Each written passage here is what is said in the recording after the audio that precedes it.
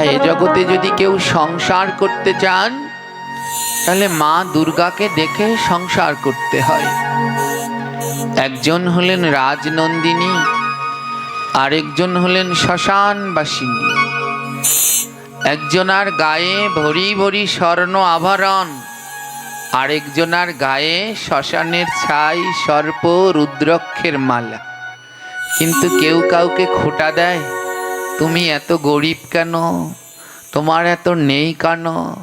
বলে সংসার করলে মা দুর্গা এবং ভোলানাথের মতো করে সংসার করো। এ জগতে কোনো নারীর গায়ে, নারী যদি তার স্বামীর গায়ে পা দেয়, পা রাখে, তাহলে তো সেই স্বামী আর ওই নারীকে ঘরেই রাখবে না। আর মা কালী স্বামীর বুকের উপরে পা দিয়ে রেখেছে, কিন্তু তাও ভোলানাথ রাগ হয় না। তাও ভোলানাথ রাগ হয় না। কেন জানেন? ওই যে রাধারানী যখন মান করেছে, তখন ভগবান শ্রীকৃষ্ণ বললেন রাধারানীর আরেক নাম হলো ঈশানী। যখন মান করেছে, রাধারানীর মান আর ভাঙে না, তখন রাধারানীকে ভগবান শ্রীকৃষ্ণ বললেন ঈশানীর থেকে পাশানি ভালো। মা কালীর আরেক নাম পাশানি। বলছে হে ঈশানী, তোমার থেকে পাশানি ভালো। যে তার পতির চরণ ছাড়া করছে না, রেখে দিয়েছে ওই চরণের কাছে। আর আমি তোমার চরণ ধরতে যাই আর তুমি দিচ্ছ না, আর সে চরণ বুকের উপরে দিয়ে দাঁড়িয়ে আছেন, রাগ হচ্ছে না। বলে সংসার করলে এমন করো, কারোর সাথে রাগ হয় না। দেখুন মা দুর্গার সংসারে কারা কারা বাস করে। মা দুর্গার বাহন সিংহ, আর ভোলানাথের বাহন হলো ষাঁড়, বৃষ। একটা সিংহের কাছে একটা ষাঁড় গরু ছেড়ে দিলে থাকে? নিমিষের মধ্যেও খেয়ে খুয়ে ফেলবে, হিংস্র। কিন্তু তারা একসাথে থাকে, মারামারি করে কি? করে না। শিবের গলায় সাপ, আর গণেশের বাহন ইঁদুর। একটা সাপ যদি ইঁদুর পায় আস্ত রাখবে? কিন্তু কেউ কাউকে খাচ্ছে, তাড়াচ্ছে, কোনো মারামারি ঝগড়াঝাটি নেই। অন্যদিকে কার্তিকের বাহন ময়ূর, আর ময়ূর সব থেকে হিংসা করে সাপকে, পেলেই ছিঁড়ে ফেলে ধরে। আর সাপ রয়েছে ভোলানাথের গলায়, ময়ূর রয়েছে, মারামারি করছে কেউ কারোর সাথে? কেউ কারোর সাথে যুদ্ধ করছে না। বলে সংসার করলে এমন করেই করতে হয়। এই জগৎজননী ভগবতী মা দুর্গার কাছে নারদ ঋষি জিজ্ঞেস করলেন, ও মা, তুমি তো রাজনন্দিনী, এই ভিখারিণী ভোলানাথকে কেন বিয়ে করলে? সারাদিন ভিক্ষা করে, শ্মশানের ছাই মাখে। ভোলানাথের গলায়, ভোলানাথের গলায় 5 প্রকারের মালা আছে। কয় প্রকারের মালা? 5 প্রকারের মালা। প্রথমটা হলো সর্পের মালা। ভোলানাথের গলায়ও কিন্তু তুলসীর মালা আছে। অনেকে বলে শিবের গলায় তুলসীর মালা নেই, ভোলানাথের গলায় তুলসীর মালা রয়েছে। ওই তুলসীর মালা তো কণ্ঠে, ভোলানাথ অন্য কেউ নয়। কলিযুগে যিনি অদ্বৈত প্রভু, তিনিই হলেন সাক্ষাৎ ভোলানাথ। সেই ভোলানাথ কলিযুগে অদ্বৈত হয়ে আসলেন। আর অদ্বৈত প্রভুর গলায় তুলসীর মালা আছে না নেই? আছে। ভোলানাথের গলায়ও মালা আছে। বলে কই দেখতে পাচ্ছি না, কেমনে পাবে? ওই তুলসীর মালাটাকে সর্প ঢেকে রেখেছে। প্রথম তুলসীর মালা, দ্বিতীয় সর্পমালা, তৃতীয় রুদ্রাক্ষের মালা, চতুর্থ হলো একটা খুলি, খুলি দিয়ে একটা মালা আছে। আর 5 নম্বরে হলো ছোট ছোট হার দিয়ে। শ্মশানে অবশিষ্ট মানুষ পোড়ানোর পরে যে হার থাকে, সেই হার দিয়ে একটা মালা পরে ভোলানাথ বসে আছে। এই 5 প্রকারের মালা ধারণ করেছে। নারদ জিজ্ঞেস করছেন, এর সারা গায়ে ভস্য, হার গড় গলায়, আর তুমি তাকে বিয়ে করলে? একে তো আমরা সবাই বলি দুর্গা, কিন্তু এখনো যারা আগের দিনের মানুষ আছে, এখনো তারা দুর্গাপুজো আসলে বলে না দুর্গাপুজো দেখতে যাই, এখনো তারা বলে ভগবতী পুজো দেখতে যাই। এর আরেক নাম ভগবতী। বলে ভগবতীকে, যিনি ভাগবতকে ভালোবাসে তিনি ভগবতী, যিনি ভক্তকে ভালোবাসেন তিনি ভগবতী। নারদ জিজ্ঞেস করলেন, তুমি ভোলানাথকে কেন বিয়ে করলে? মা দুর্গার দুটি নয়নে জল। মা দুর্গা বলছে, জানো নারদ, মানব জীবন এ জীবন ধন্য পূর্ণ হয় যদি বৈষ্ণবের সেবা দিতে পারে। আমাদের নিত্যকর্মের মধ্যে একটি কর্ম হলো প্রতিদিন বৈষ্ণব সাধুগুরু বৈষ্ণবের সেবা দেয়া। জগৎজননী মা দুর্গা বললেন, এ জীবন ধন্য পূর্ণ হয় যদি বৈষ্ণবের সেবা করা যায়। জানো, দুর্গা বললেন, আমার তো সেই কপাল নেই যে প্রতিদিন বৈষ্ণবের সেবা দেব, তাই আমি ভোলানাথকেই বিয়ে করে নিয়েছি, কারণ তার মতো আর বৈষ্ণব জগতে নেই। পতির সাথে সাথে আমার বৈষ্ণব সেবা হয়ে যাবে।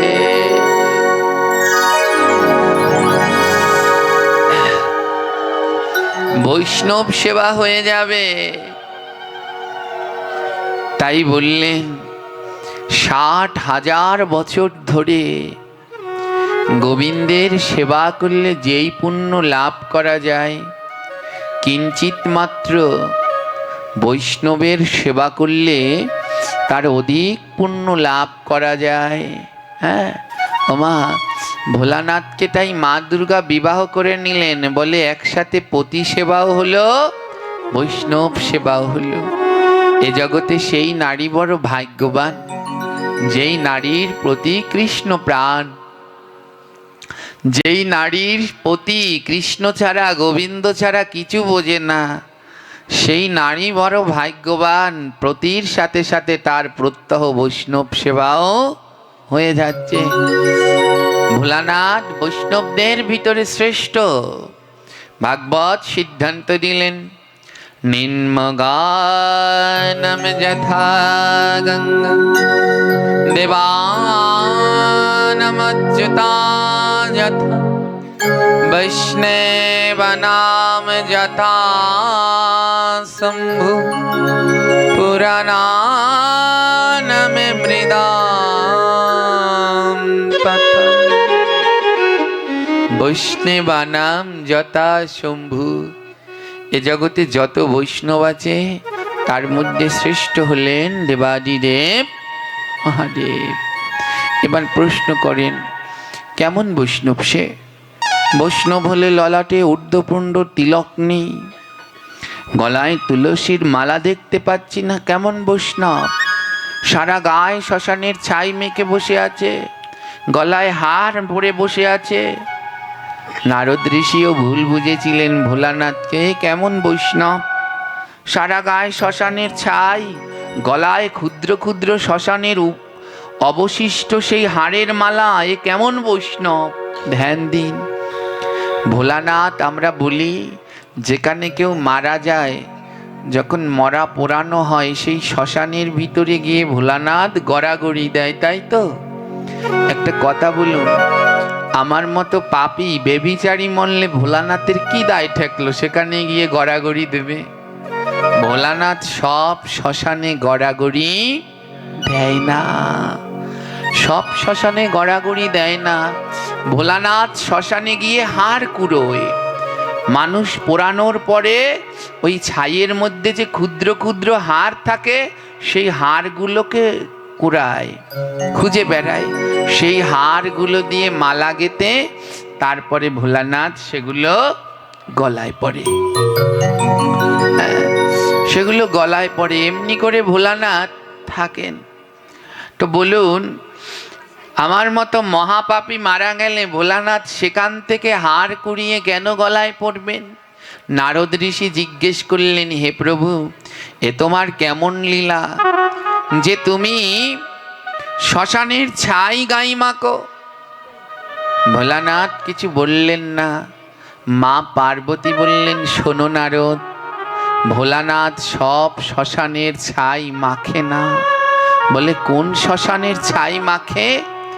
বলে যে কৃষ্ণ ভক্ত প্রতিদিন দ্বাদশ অঙ্গে তিলক করে, সেই কৃষ্ণ ভক্ত দেহত্যাগ করলে ভোলানাথ তার শ্মশানের ছাই গায়ে মাখে।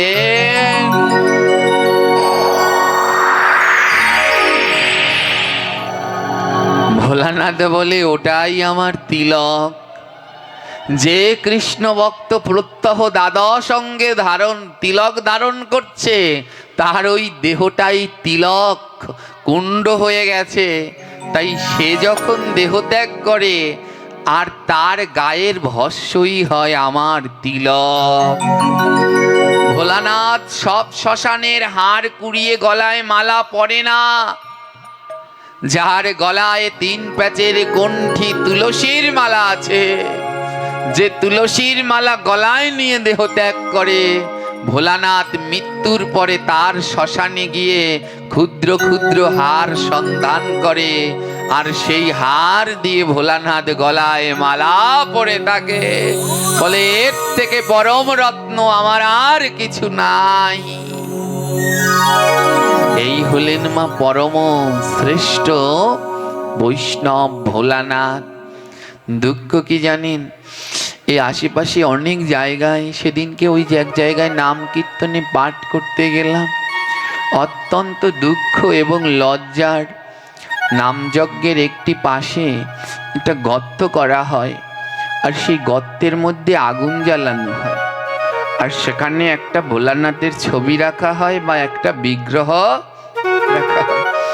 বেশি দূরে না, এই মস্তবাবুরেই দেখলাম। হ্যাঁ, এখানেও আছে। তো কি করছে, সেখানে ওটা রেখে তারপরে 4-5 খান কলকি রেখে দিয়েছে, আর একজনের পর একজন আসছে আর ওখানে বসে গাঁজা খাচ্ছে। আর তাদেরকে গাঁজা দিতেই হবে, নইলে নাকি ওই নামযজ্ঞ হবেই না। বসে বসে গাঁজা খাচ্ছে, আর সে গাঁজাগুলো আবার সংগ্রহ করে দিচ্ছে। যারা নামযজ্ঞে সহায়তা করছে তারাই আবার কেজি মূল্যে গাঁজা কিনে এনে রেখে দিয়েছে। ওখানে বসে সিদ্ধি খেতে হয়, সিদ্ধি না খেলে পরে গোবিন্দ পাওয়া যায় না। কথাটা মিথ্যে নয়, কথাটা ঠিক। নামযজ্ঞে গিয়ে সিদ্ধি খেতে হয়, কিন্তু গাঁজা সিদ্ধি মানে ওই সিদ্ধি নয়। সিদ্ধি মানে সফলতা। সিদ্ধি শব্দের অর্থ সফলতা। নামযজ্ঞে গিয়ে নামকে সফল করো, সেই সফলতা যদি গ্রহণ করতে পারো তাহলে গোবিন্দ লাভ করতে পারবে। ওই গাঁজা নামক সিদ্ধি খেয়ে গোবিন্দ দূরের কথা মা। কি বললেন? শিব পুরাণের মধ্যেই ভোলানাথ বললেন।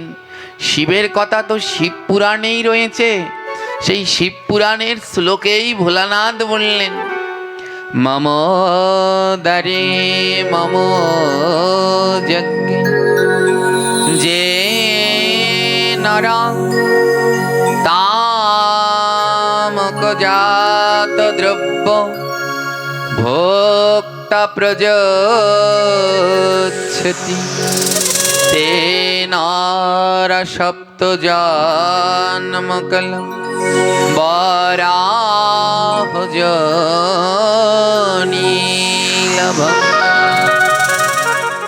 ভোলানাথ নিজে বললেন, মম দ্বারে মম যজ্ঞে, আমার মন্দিরে আমার যজ্ঞে। এই নামও তো একটা যজ্ঞ, কি না?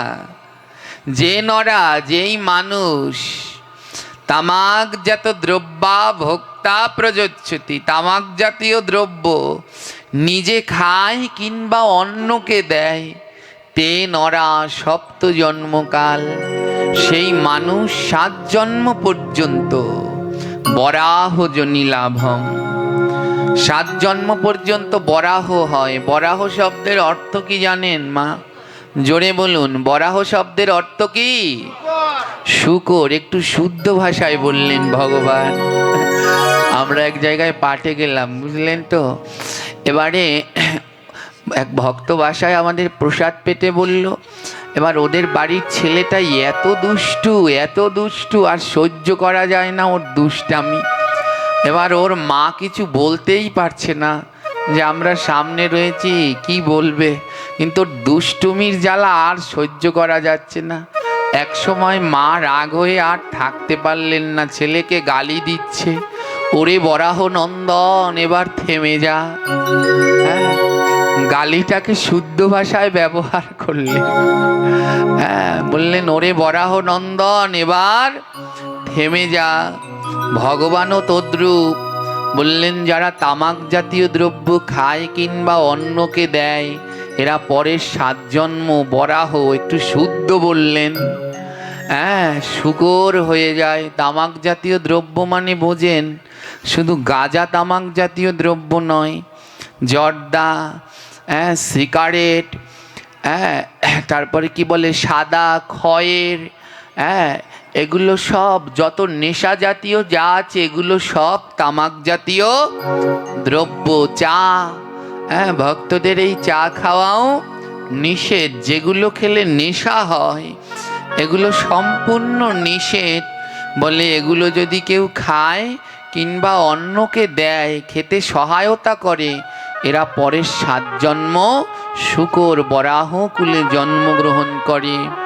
তাই নামযজ্ঞে সফলতা সিদ্ধি লাভ করুন, সেখানে সুষ্ঠুভাবে সদাচারভাবে থেকে সেই সিদ্ধি লাভ করুন। ওই গাজার কলকি ধরিয়ে ওই সিদ্ধি নয়, এগুলো বেভিচার, এগুলো পাপ। আর সদা সর্বদা এই পাপ থেকে দূরে থাকাই হলো আমাদের প্রধান কর্তব্য। এই নিয়মগুলোকে যদি পাল্টাতে না পারি তাহলে এর কোনো এই ভাগবত দিয়ে কোনো লাভ নেই মা। আজ প্রতিনিয়ত ভাগবত হচ্ছে, হরিকথা হচ্ছে, চলছেই, পাঠ চলছেই, কোনো থামাথামি নেই, আর আমরা সবাই ছুটছি। কিন্তু এত ছোটার পরে লাস্ট গিয়ে দেখা যায় আমরা এক জায়গায় দাঁড়িয়ে আছি, পরিবর্তন আর হচ্ছে না। আর যদি এই পরিবর্তন না হয়, এত হরিকথা এত নামযজ্ঞের পরেও যদি পরিবর্তন না হয়, তাহলে এই হরিকথা এই নামযজ্ঞে আর কি কাজ আছে বলুন? তাই একটু পরিবর্তন করতে থাকুন। এত ভাগবত শুনছি, তাও শ্রাদ্ধে মাছ বন্ধ হচ্ছে না। এত ভাগবত শুনছি, তাও অন্নপ্রাশনে মাছ বন্ধ হচ্ছে না। এত ভাগবত শুনছি, তাও কালী পুজোয় পাটা বলি বন্ধ হচ্ছে না। এত ভাগবত শুনছি, তাও শুদ্ধভাবে সাত্ত্বিকভাবে বিবাহগুলো সম্পন্ন হচ্ছে না। তাহলে এই ভাগবত এই হরিকথায় কি লাভ আছে আমায় বলুন? বলে আমার বাপদাদারা করে এসেছে, আমিও করব। ওই ধারা ঠিক রাখতে হবে। বাপদাদায় যা করেছে আমাকেও তা করতে হবে, তাই ধারাটাকে ঠিক রাখতে হবে। বলে কৃষ্ণ ভজন করে তারা, ধারা উল্টাতে পারে যারা। কৃষ্ণ ভজন করে তারা, ধারা উল্টাতে পারে যারা। কৃষ্ণ ভজন যদি করতে চাও তাহলে ধারাকে উল্টাও। বাপ দাদা যা করেছে ওই ধারাকে বাদ দাও। যদি ওটা ভুল ধারা হয় তবে ওটাকে বাদ দাও। ওটাকে বাদ দাও। ওটা ভুল ধারা হলে বাদ দাও। যেটা গ্রহন্ত দেখালেন সেইটা ধরে চলো। ওমা, ধয়াকারে ধা, রয়াকারে রা। ধারাকে উল্টে দিলে কি হয়ে যায়? রয়াকারে রা, ধয়াকারে ধা। ধারাকে উল্টাতে পারে যারা, কৃষ্ণ ভজন করে। যদি এত ভাগবত শুনে এখনো মারা গেলে পরে শ্রাদ্ধে মাছ খাওয়ানো হয়, তাহলে আর ভজন হলো না, ধারা রইল। আর ধারাকে যদি উল্টে ওখানে প্রসাদের আয়োজন করতে পারেন, তাহলে ওই প্রসাদে রাধা রানী আসবেই আসবে।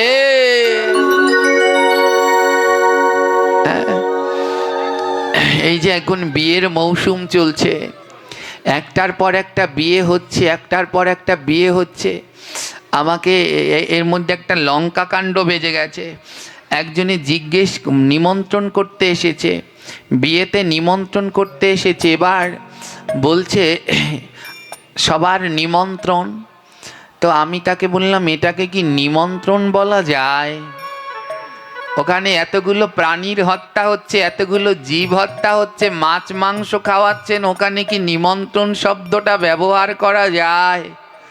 হ্যাঁ, বৈষ্ণব সেবা দিতে আসলে তখনই বলি আপনাদের ঘরের সবার নিমন্ত্রণ, দুপুরে প্রসাদ নেবেন। আবার বিয়ে যেখানে মাছ মাংস খাওয়াচ্ছে সেখানে এসেও বলছে নিমন্ত্রণ। বলুন, প্রসাদের নিমন্ত্রণ, কিন্তু ওই যেখানে মাছ মাংস খাওয়াচ্ছে ওখানে নিমন্ত্রণ ব্যবহার করা যায় কি? এবার আমি বললাম, ও শব্দটা ওখানে ব্যবহার করা যায় না। আজ এই যে বিবাহগুলো হচ্ছে, এখানে অগ্নিকে সাক্ষী করা হচ্ছে, নারায়ণ শিলাকে সাক্ষী রাখা হচ্ছে। 3 সাক্ষী, নারায়ণ, অগ্নিশিলা এবং ব্রাহ্মণ, 3 জনকে সাক্ষী রেখে যজ্ঞে আহুতি দেয়া হচ্ছে। 33 কোটি দেবদেবীকে আহ্বান জানানো হচ্ছে। 33 কোটি মানে বোঝেন, 1 2 3 4 5 6 এমন গণনা নয়। 33 কোটি শব্দের অর্থ প্রকার। সনাতন ধর্মে 33 প্রকারের দেবদেবী রয়েছে। 33 প্রকারের দেবদেবীকে বিবাহে আমন্ত্রণ জানানো হয়। নারায়ণ শিলা, সেখানে নারায়ণ সাক্ষাৎ উপস্থিত হয়, 33 প্রকার দেবদেবী সেখানে উপস্থিত হয়। তারপরে একটি বিবাহ সাক্ষী রেখে সেখানে সুসম্পন্ন হয়। বিবাহ 7 জন্মের বন্ধন, 1 জন্মের নয়। কয় জন্মের? 7 জন্মের। 7 জন্ম স্বামী স্ত্রী বিবাহ বন্ধনে। যে আপনার এ জন্মের স্বামী, আসছে 7 জন্মেও সে আপনারই পতি থাকবেন। এই দেবতাদের নারায়ণ শিলা অগ্নিকে সাক্ষী রেখে তারপরে বিবাহ বন্ধনে আবদ্ধ হয়। একটা কথা বলুন, যেখানে খাসি কাটা হয়, মুরগি কাটা হয়, পেঁয়াজ রসুন আনা হয়, সেখানে দেবদেবীরা আসে? জোরে বলবেন, সত্যি হলে বলবেন, মিথ্যে হলে বলতে হবে না, আসে। অতগুলো প্রাণী যেখানে হত্যা করা হয় সেখানে কোনো দিন নারায়ণ থাকতে পারেন? ওখানে দেবদেবীগণ থাকতে পারেন? দুঃখ কি জানেন, আমাদের পার্শ্ববর্তী ইসলাম ধর্মে ওয়াজ হয় না, যখন মৌলবী মশাই ওই ঠিক শব্দটা বলে, দেখেছেন এমন জোরে ঠিক বলে সব শুদ্ধ কাঁপে। আর আমাদের ধর্মে যখন বলে, একজনার মুখ থেকেও সারা বের হয় না। সত্যি আজকে একটা কথা বলে যান, নিজের মন থেকে বলবেন, যদি কোনো জায়গায় জীব হত্যা হয়, পেঁয়াজ রসুন আনা হয়, সেখানে নারায়ণ আসবে, দেবদেবীগণ আসবে? জোরে বলুন, আসবে? আসে না। এর জন্যে বলে স্বামী স্ত্রীর সম্পর্ক 7 জন্মের। কিন্তু 7 জন্ম তো দূরের কথা, অনেক বিয়ের পরে 7 মাসও থাকতে পারছে না। 7 মাসও থাকতে পারছে না। কি বলে, ডিভোর্স না ডাইভোর্স, ও একটা হয়ে টয়ে যায় চলে। হ্যাঁ, 7 জন্ম থাকতে পারছে না। সনাতন ধর্মের এহেন শিক্ষা নয়। এগুলো আজ হচ্ছে না। কেন হচ্ছে না? বিধি যে মানে না, ব্যাধি তাকে ছাড়ে না। আজ আমরা বিধি মানছি না। যেমন সনাতন ধর্মে বিবাহ পদ্ধতি, সেই পদ্ধতি আমরা মানছি না, তার জন্যে আমাদের ব্যাধিও ছাড়ছে না। কদিনের মধ্যে ছাড়াছাড়ি হয়ে যাচ্ছে, অল্প বয়সে পতিপত্নীর বিয়োগ হয়ে যাচ্ছেন। এই হলো মা কারণ। তাই ধ্যান দিন, এই ধারাকে যদি পরিবর্তন করতে না পারি, তাহলে কৃষ্ণ ভজন, এই ভাগবতের নামযজ্ঞ আর কাজে লাগলো না। হ্যাঁ, দুটো কথা শুনে যান মা, এই খটকা খটকা কথা। বেশিরভাগ ভক্তগণই আমার মুখে ওই মিষ্টি কথা শুনতে ভালোবাসেন। হ্যাঁ, তো এর জন্যেই ভগবান নাম দিয়ে দিয়েছেন। যারা আমরা পাঠ করি, নাম দিয়ে দিলেন কি জানেন? পাঠক। কি নাম দিয়ে দিলেন? পাঠক। ঠক দিয়ে দিলেন। বলে ওই মিষ্টি কথা বলে মানুষের মন মজিয়ে চলে গেলে কিছু শিখালে না, ঠকানো হলো। ঠক বলে কিছু শিখাও।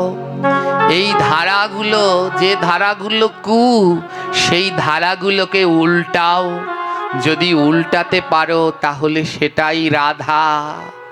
আর সেই রাধাময় কৃষ্ণ ভজন করলেই গোবিন্দ পাওয়া যায়।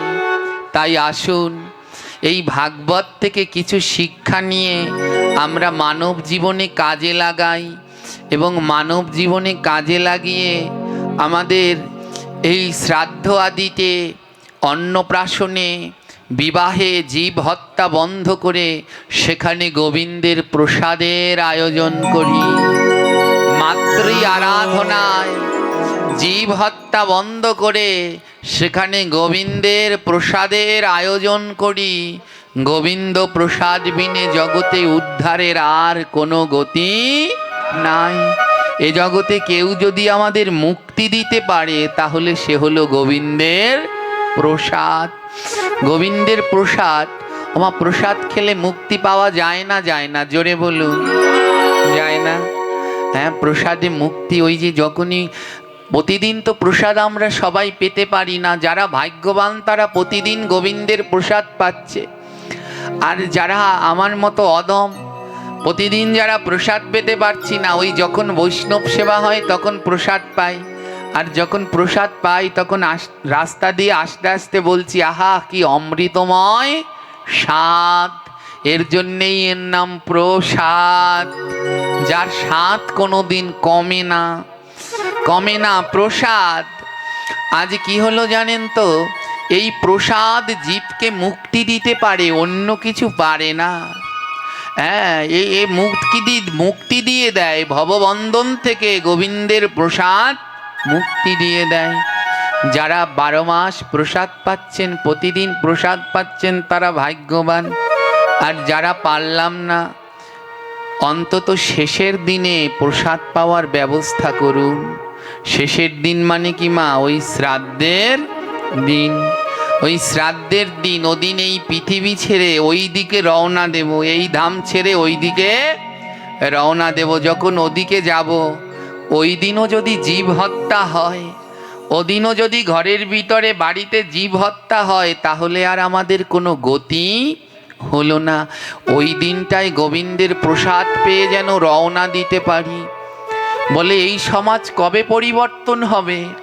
কবে শ্রাদ্ধ বন্ধ হবে? শ্রাদ্ধে কবে এই জীব হত্যা বন্ধ হবে? সত্যি শ্রাদ্ধে শ্রাদ্ধই হচ্ছে। হ্যাঁ, কবে শ্রাদ্ধে জীব হত্যা বন্ধ হবে? বলে যেদিন আমি নিজে ভালো হব, যেদিন আমি নিজে ভালো হব, যেদিন আমার পরিবর্তন হবে, সেদিন ঠিক এই সমাজেরও পরিবর্তন হবে। আজ এই ভাগবত শুনে পরিবর্তন হয় না বললে ভুল হবে মা। শুনে কিছুটা হলেও পরিবর্তন হচ্ছে, অনেকটা হচ্ছে। ভাগবত শুনে এই আজকে এই মায়েরা যখন হরিকথা শুনে বাবারা বাড়িতে যাবেন, মনের অনেকটা পরিবর্তন হবে। না শ্রাদ্ধে আর মাছ দেব না, কিন্তু সমাজের কিছু মানুষের জন্য সম্ভব হয় না, তাদের ওই মাছ লাগবেই লাগবে।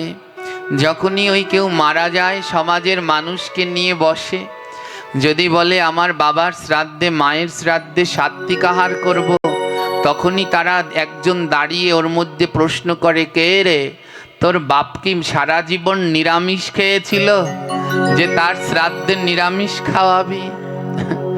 জানেন এদের কি বলবো, এদের মন্দ কথা বলারও কোনো ভাষা নেই। মাছ, জীব হত্যা আমাদের ধর্ম অনুসারে পাপ।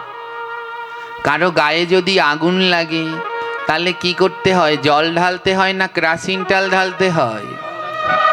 তা আমাদের গায়ে তো আগুন লেগে গেছে মা, সারা জীবন ধরে জীব হত্যা করছি, গায়ে তো আগুন লেগেই গেছে।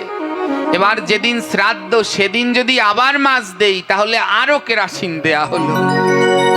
আর যদি ওদিনকে গোবিন্দের প্রসাদ দেই, ওই সারা জীবনের লাগা আগুন গোবিন্দের প্রসাদে শীতল হলেও হতে পারে, মুক্তি পেলেও পেতে পারি।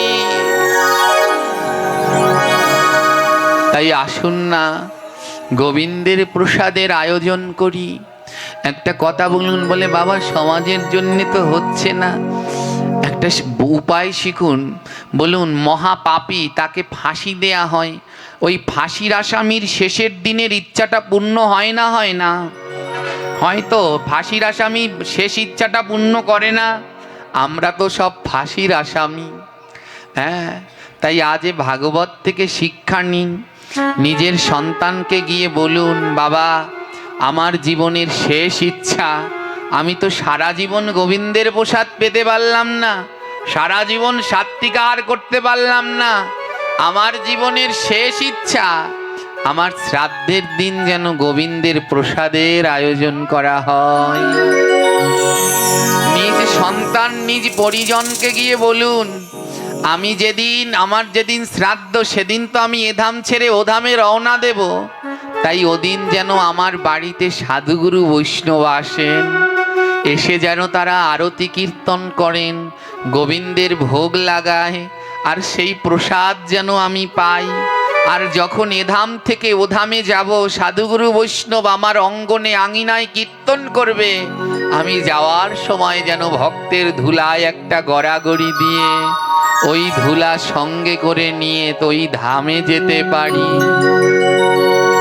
ওই ধামে যেতে পারি। এটাই যেন হয় আমার জীবনের শেষ ইচ্ছা।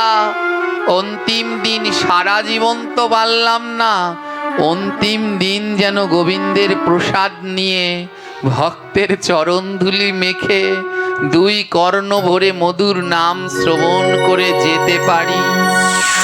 যদি আমাদের এটা শেষ ইচ্ছা হয়, তাহলে কে আমাদের বাধা দেবে? আজ যদি ছেলেকে, বাড়ির আত্মীয় স্বজনকে বলে যান, পাড়া প্রতিবেশীকে বলে যান, এটা আমার শেষ ইচ্ছা, তাহলে তারা বাধা দিতে পারবে? আর আমার মনের ভিতরেই যদি এটা থাকে, আমার শ্রাদ্ধে বড় এক টুকরো মাছ খাওয়াবে, আমার ছেলের বড় সুনাম হবে, এ জীবনে কোনোদিন উদ্ধার হওয়া যাবে না। মনে রাখুন, টাকা থাকলে বাজার থেকে যখন খুশি মাছ এনে খাওয়া যায়, কিন্তু টাকা থাকলে বাজার থেকে যখন খুশি প্রসাদ এনে পাওয়া যাবে কি? জোরে বলুন, যাবে? মাছ আনলে, টাকা থাকলে যখন খুশি এনে মাছ খেতে পারবেন, কিন্তু টাকা থাকলে বাজার থেকে যখন খুশি প্রসাদ পাওয়া যায় বৈষ্ণব সেবা হলে, সাধু সঙ্গ হলে। তাই যেদিন আমি চলে যাব, সেদিন যেন আমার আঙিনায় সাধু সঙ্গ হয়, নাম হয়, হরিকথা হয়, প্রসাদ পাই। ওই প্রসাদটা নিয়ে যেন গোবিন্দের ধামে রওনা দেই। এটা যদি আমাদের শেষ ইচ্ছা হয়, তাহলে এই সমাজের পরিবর্তন হবেই হবে। এটা জীবনের শেষ ইচ্ছা করতে পারবেন মা? এটা সন্তানদের যদি বলে যেতে পারেন, স্বজনদের বলে যেতে পারেন, এটা আমার শেষ ইচ্ছা, আমার শ্রাদ্ধে হাজার ভক্ত মানুষের নিমন্ত্রণের দরকার নেই, দুজন বৈষ্ণব ডেকে এনো, গোবিন্দকে ভোগ লাগিয়ে যেন আমার নামে প্রসাদ দেয়, সেই প্রসাদ পেয়ে যেন আমি উদ্ধার হই, এটা আমার জীবনের শেষ ইচ্ছা। এই ব্রতটা যদি থাকে, তাহলে আমাদের পরিবর্তন হবে, এই ধারা উল্টাবে, এই ধারা উল্টে সমাজে রাধা প্রতিষ্ঠিত হবে। শুধু মুখে রাধা রাধা বললে হবে না, এই ধারাকে উল্টাতে হবে, এই ধারাকে উল্টিয়ে রাধা বানাতে হবে, তারপরে রাধা রাধা বললে কাজ হবে। আজ এই স্বল্প সময়ের শিক্ষা মা, যদি একজনকেও পাওয়া যায় আমার এই আন্দোলনের পথে, যে না আমার সাথে একজন আছে, তাহলেও এ ভাগবত ধন্য, তাহলেও আমার এ আশা ধন্য। আজ দেখেই বুঝতে পারছেন আমার শরীরটা অনেক খারাপ, অনেকটা শরীর খারাপ, কিন্তু তারপরেও কষ্ট করে এসেছি যেন আপনাদের থেকে বঞ্চিত না হই। যেতে তো একদিন হবেই, কিন্তু যাওয়াটা যেন আমার এই ভক্তদের সম্মুখে হয়। যেতে একদিন হবেই, যাওয়ার সময় এই আসনে নয়, যাওয়ার সময় যেন ওই মধ্যখানে ভক্তের চরণ দুলার মধ্যে থেকে যেতে পারি। আজ শত কষ্টর পরেও এখানে এসে উপস্থিত হয়েছি, যদি দুই একজনকে পরিবর্তন করতে পারি, যদি দুই একটা শ্রাদ্ধ মাছের পরিবর্তন হয়, তাহলেও এ ভাগবত ধন্য পূর্ণ। না হলে আমারও ভগবানের কাছে গিয়ে কৈফিয়ত দিতে হবে যে কি করলে, কি শিখালে, কি পরিবর্তন করলে। আমি কঠিন কঠিন সংস্কৃত পারি না, অত মুখে মুখে সংস্কৃত শ্লোক বলতে পারি না, তেমন তত্ত্ব রস ওসবও কিছু আমি পারি না। আমি আমার মনের ভাষায় যেমন আমায় বলায় তেমনি আমি বলি। আর এ থেকে যদি দুই একজন আমার কথা শুনে পরিবর্তন হয়, তাহলেই আমি আমার এই হরিকথাকে সার্থক বলে মনে করি। তাই আদ্যকার এই স্বল্প সময় থেকে আমি একটু দেখতে চাই আজ কজনের মনে একটু সাহস হলো না আজই বাড়িতে গিয়ে বলবো যে আমার মৃত্যুর পরে আমার শ্রাদ্ধে যেন জীব হত্যা না হয়। আজ যেই কয়জন মা হাত তুলবেন, তাহলে আমি বুঝবো যে আমার আশা ধন্য পূর্ণ। আজ যদি হাত না তুলতে পারেন, তাহলে এ আশা বৃথা, এ কষ্ট বৃথা। আজ গোবিন্দের নামে দুটো হাত তুলুন না, সংকল্প নিন না। এই কুসংস্কারকে পরিবর্তন করে সমাজের এই কুধারাকে উল্টে আমরা রাধাময় সমাজ গড়ব, যেইখানে আপনার বাড়িতে মাছ মাংস যা খান আমি কিচ্ছু বলবো না, ওতে আমার কোনো আপত্তি নেই। একটা মানুষ মারা গেল, শ্রাদ্ধ কি তার আত্মার শান্তি কামনায় সবাই সমবেত হওয়া। আত্মার শান্তি কি কোনোদিন মাছ মাংস খেয়ে করা যায়? বড্ড ভয়ঙ্কর। মায়ের ওই পাশে ওদিকে যখন পাঠ করতে যাই, সেখানে শ্রাদ্ধে শূকরের মাংস খাওয়ানো হয়। হ্যাঁ, এর কবে পরিবর্তন হবে বলুন তো? এর কবে পরিবর্তন হবে? এ কি দেখে যেতে পারবো না? যদি না দেখে মরে যাই না, তাহলেও এ আত্মার শান্তি হবে না। তাই কিছুটা তো দেখে যেতে চাই। তাই আসুন, আজ মনকে আজ বলুন গিয়ে বাড়িতে, বলে যদি ছেলেরা না করে, না করলে ওরা ঋণী থাকবে। আপনার কিছুটা আপনি আপনার কাজ বলে যান যে আমার শ্রাদ্ধে তোমরা জীব হত্যা করো না, ওখানে গোবিন্দের প্রসাদ দিও। প্রসাদ বই উদ্ধার হওয়া যায় না। ওই একদিন প্রসাদ পেলে এই আনন্দ, যদি নিত্য প্রসাদ পেতাম আর গোবিন্দের কাছে যাওয়ার দিন প্রসাদ পেতে পারতাম বলুন। মন্দিরে পুজো হয়, আপনি কোনো মন্দিরে পুজো দিতে যাচ্ছেন, সেদিনকে কি অখাদ্য খেয়ে মন্দিরে যাচ্ছেন? শুদ্ধ পবিত্র হয়ে যাচ্ছেন। আর যেদিন এই ধরাধাম ছেড়ে গোবিন্দের কাছে যাবেন, সেদিন যদি আপনার শ্রাদ্ধে ওই মাছ দেয়, আপনি যেতে পারবেন? ভাবুন একবার। এ সংসার সুখের নয়, এ দুঃখের আলয়। হ্যাঁ, তাই আজ একটু দুটি হাত তুলুন গোবিন্দের নামে, আর কথা দিন যে আজ বাড়িতে গিয়ে বলবেন নিজের স্বজনদের কাছে যে আমার শ্রাদ্ধে যেন জীব হত্যা না হয়। আজ যারা দুটো হাত তুলবে গোবিন্দের কাছে, তাদের নামে আমি ধ্বনি করব, গোবিন্দ যেন তাদের অপার করুণা কৃপা প্রদান করেন। জয় জয় শ্রী নিতাই গৌর প্রেমানন্দে। হরি হরি হরি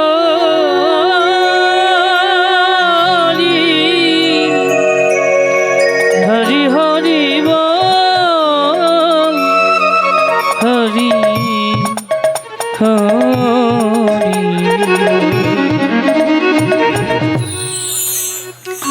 জয় নিতাই।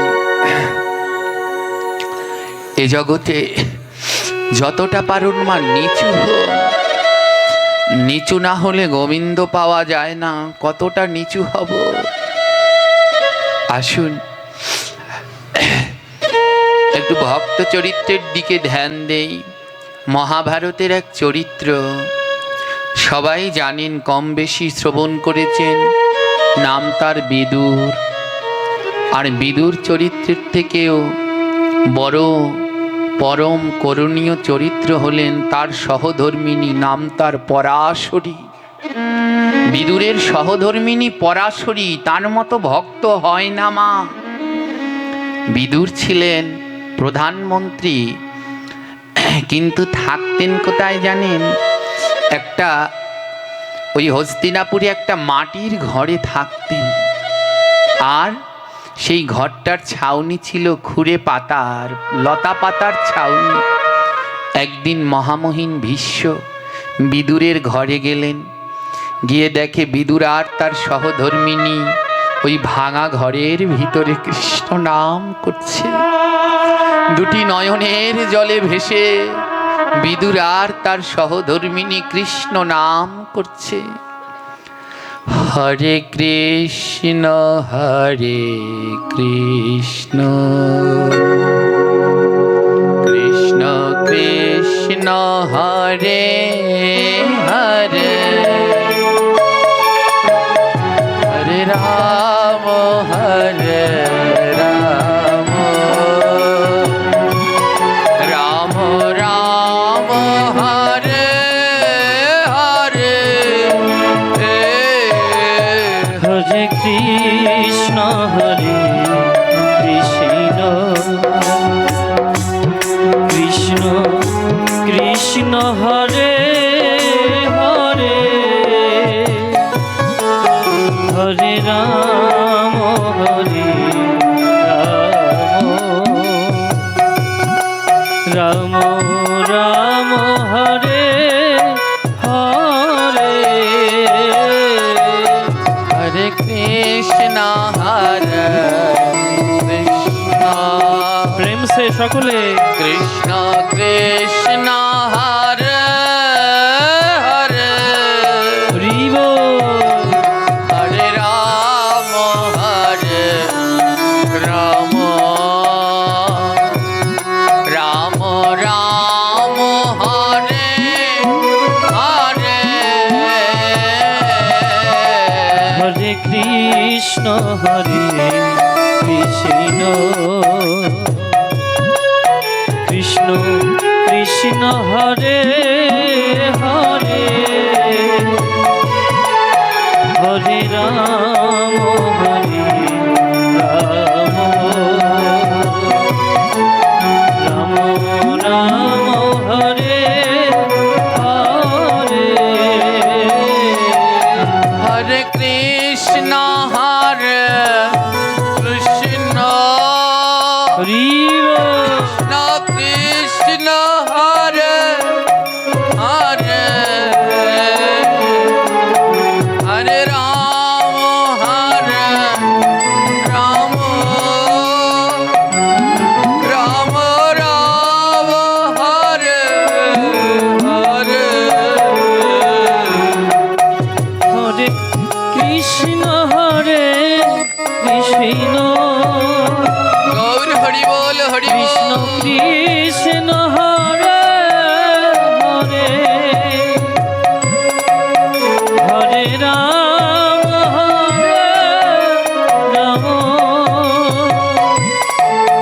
রাম রাম হরে হরে বলে এই নাম জীবকে মুক্তি দেয় মা। এই জগৎ জীবকে কর্মবন্ধন থেকে কিছু যদি মুক্তি দিতে পারে সে হলো এই হরে কৃষ্ণ মহামন্ত্র। এই 16 নাম 32 অক্ষর জীবকে এই মায়াবদ্ধ সংসার থেকে মুক্তি দেয়।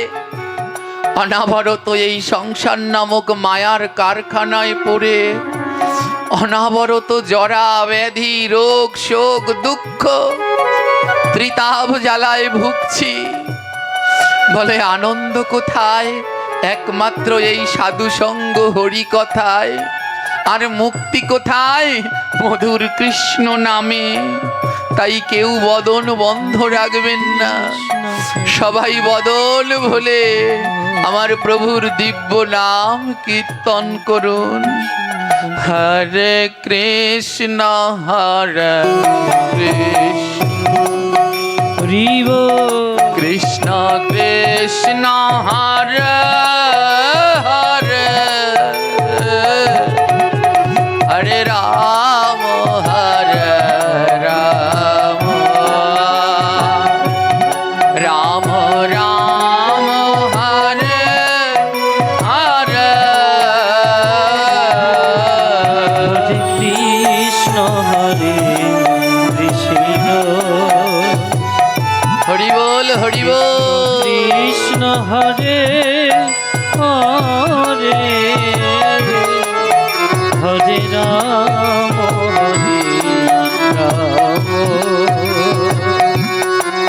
রাম রাম হরে হরে কই আমি এত নাম করছি, কই আমার তো মুক্তি হচ্ছে না।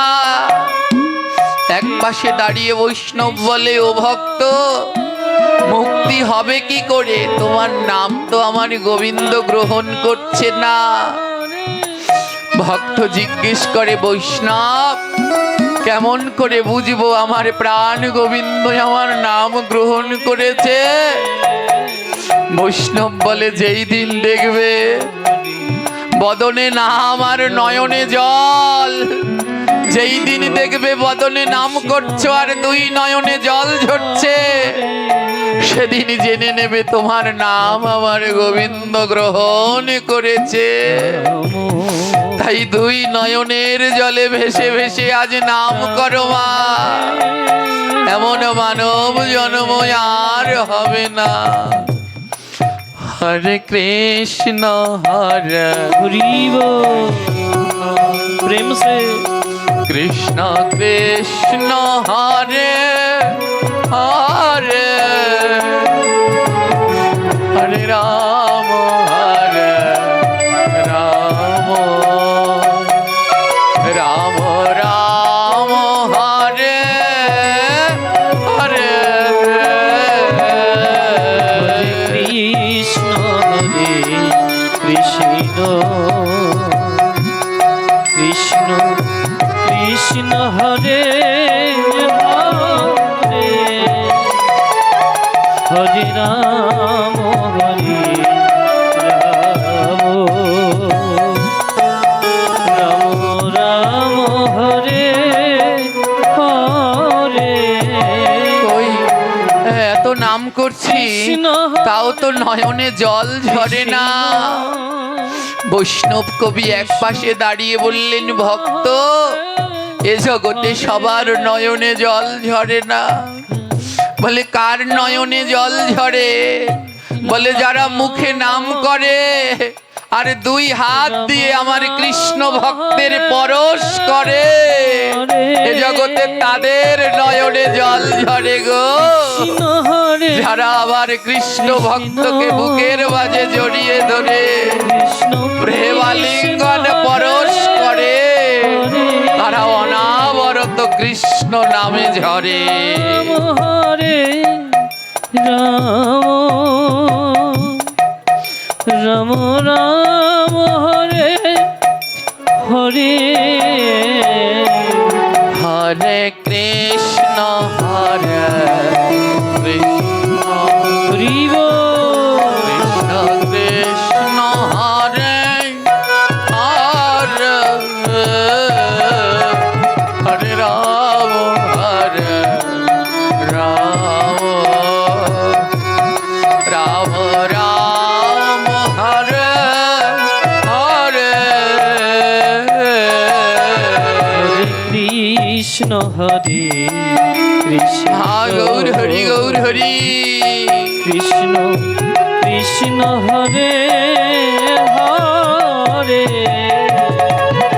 হরে রাম রাম রাম রাম হরে হরে হরে কৃষ্ণ হরে কৃষ্ণ কৃষ্ণ কৃষ্ণ হরে হরে হরে রাম হরে রাম রাম রাম হরে হরে হরে কৃষ্ণ হরে কৃষ্ণ কৃষ্ণ কৃষ্ণ হরে হরে রাধে এমন জনম আর হবে না গো, এমন দুর্লভ জনম আর পাবে না।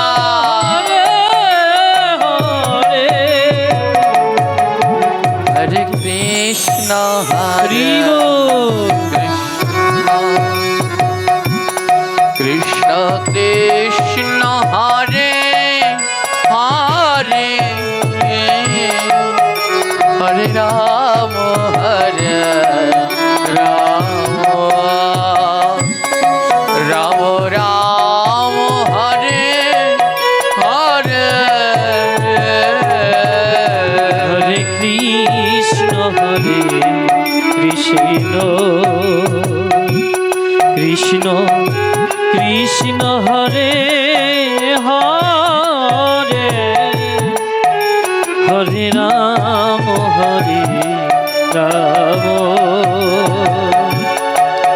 রাম রাম হরে হরে। আর মহামহিম কৃষ্ণ ভীষ্ম এসেছে বিদুরের ঘরে, কৃষ্ণ আর দেখে কি জানেন, ওই ভাঙা ঘরের এক পাশ দিয়ে জল পড়ছে, বৃষ্টির জল, আরেক পাশে বিদুর আর পরাশরী দুজনে মিলে নাম করছে। জল পড়া দেখে বিদুর অবাক হয়নি, জল পড়া দেখে ভীষ্মদেব অবাক হয়নি। অবাক হলেন কি দেখে জানেন? পরাশরীর চরণ ধরে বিদুর কাঁদছে। স্বামী স্ত্রী, স্বামী কাঁদছে স্ত্রীর চরণ ধরে, বলে এই নামে যদি মাতোয়ারা হতে পারো, জানো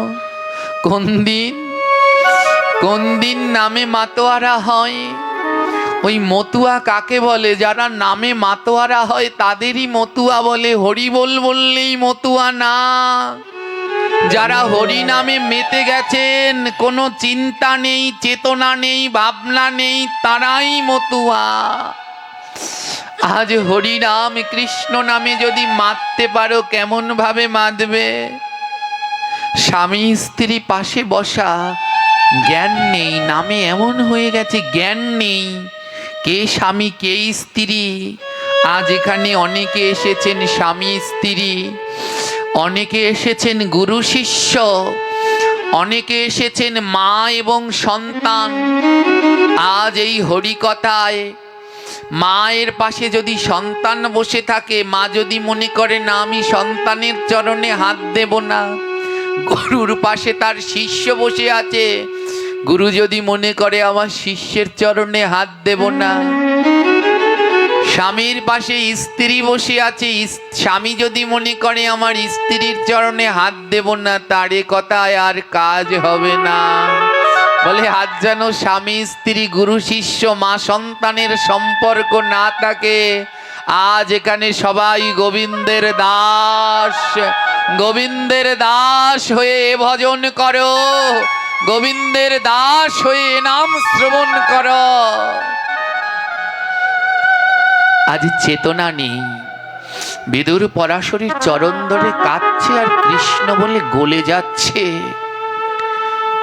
আর বিদুরের নয়নের জলে ওই মাটিগুলো ধুলাগুলো কাদা হয়ে গেছে। ভগবান ভক্তকে বললেন, ও প্রভু, কতটা কাঁদলে তুমি সাড়া দাও? ভগবান বললেন, কাঁদিতে কাঁদিতে যেদিন ধুলা হবে কাদা,